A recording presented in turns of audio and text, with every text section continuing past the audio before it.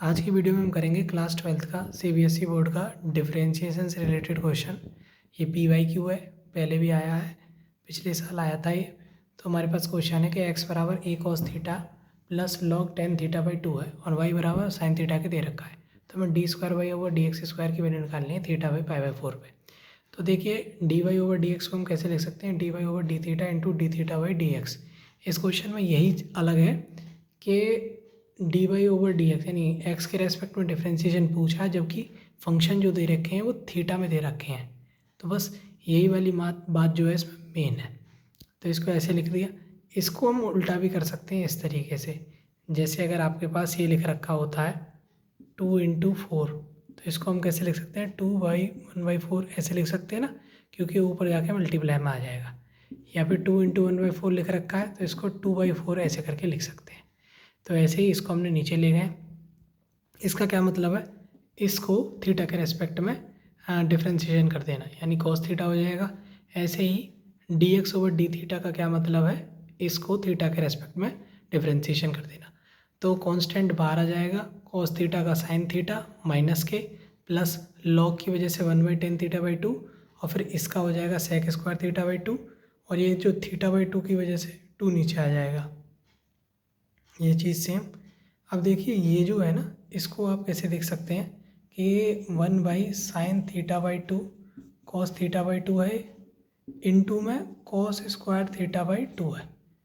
तो ये इससे कट जाएगा और ये 1/1 आएगा ना ऊपर, तो ये भाई साहब कट जाएंगे।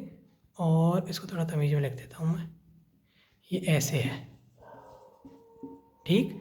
ये भाई साहब इससे कट जाएंगे, ये cos theta by 2 sine theta by 2 का मल्टीप्लाई हो जाएगा और ये दो जो साथ में है इससे क्या होगा, हम जानते हैं साइन 2x बराबर होता है 2 sin x cos x। यहाँ पे जो एंगल होता है वो दुगना हो जाता है, तो यहाँ पे जो एंगल होगा वो दुगना हो जाएगा। तो इससे क्या बन जाएगा, ये इससे बन जाएगा साइन थीटा ही, ठीक। अब ये देखिए ये सब चीज़ सेम, ये हमने नॉर्मली लिख लिया है। 1/sin थीटा कोसेक थीटा होता है, अगर इसका इसमें मल्टीप्लाई कर दें तो minus sine square theta plus 1, ये वाला साइन थीटा ऊपर चला जाएगा, ठीक। ये होता है 1 - साइन स्क्वायर थीटा बराबर होता है कॉस स्क्वायर थीटा के। कॉस स्क्वायर थीटा जो है ऊपर वाले कॉस थीटा से कट जाएगा और नीचे क्या रह जाएगा, सिर्फ कॉस थीटा और ऊपर हो जाएगा साइन थीटा। तो sine theta by cos theta हो जाएगा टेन थीटा। ये वाला कांस्टेंट तो साथ में चल ही रहा है।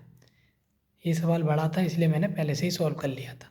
अब ऐसे ही इस चीज़ को हम कैसे लिख सकते हैं, ऐसे ऐसे हमने क्यों लिखा है, जैसे यहाँ पर जो फंक्शन दे रखा है d y over d x की जो वैल्यू आई है वो थीटा के एंगल में आई है। हम जब एक्स के रेस्पेक्ट में डिफरेंस, इसका क्या मतलब होता है, इसका मतलब ये होता है कि d y over d x को एक्स के रेस्पेक्ट में एक और बार डिफ्रेंशिएशन करना होता है। लेकिन जबकि इसमें एक्स का टर्म नहीं है, इसमें थीटा का टर्म है, तो इसमें क्या करेंगे, हम इसको थीटा के रेस्पेक्ट में डिफ्रेंशिएशन करेंगे और फिर थीटा को एक्स के रेस्पेक्ट में डिफ्रेंशिएशन करके लिख देंगे। यानी ये हो जाएगा ऐसे करके into d theta upon D x.